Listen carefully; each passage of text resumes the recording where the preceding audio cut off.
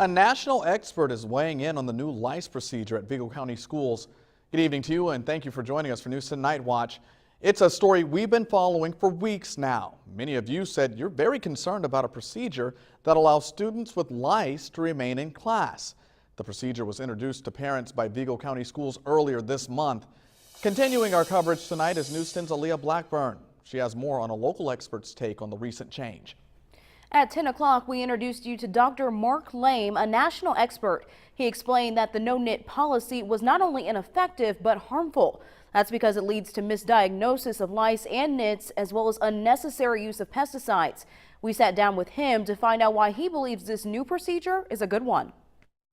The no-knit policy, is that something that you're seeing that's being done away with in a lot of school corporations throughout the country? Yes, the no-knit policies basically have been going away for about 15 years. Dr. Mark Lame says school districts across the country are cutting ties with no-knit policies. One of the most recent is Vigo County. The new procedure would allow students with live lice or nits to remain in class. What the school corporation is doing is the right thing. Lame works with schools nationwide implementing pest control management. He says advancements in science and research have proved the no-knit policy doesn't work.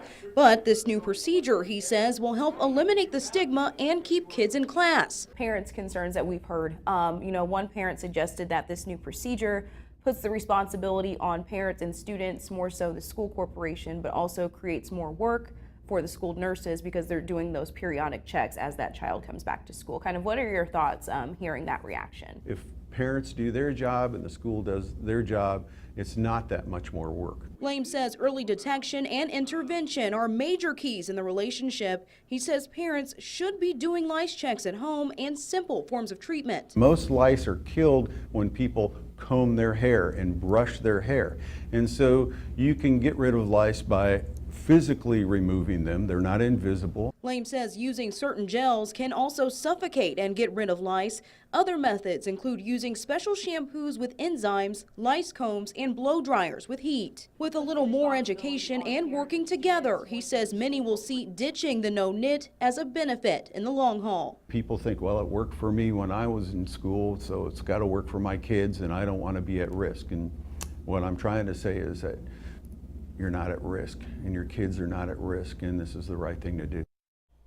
Lame says they've noticed more kids are getting lice outside of school. This includes outside activities, sleepovers, and even selfies when heads are close together. We have more insight from Lame on our website. That's WTHI-TV.com. Back to you.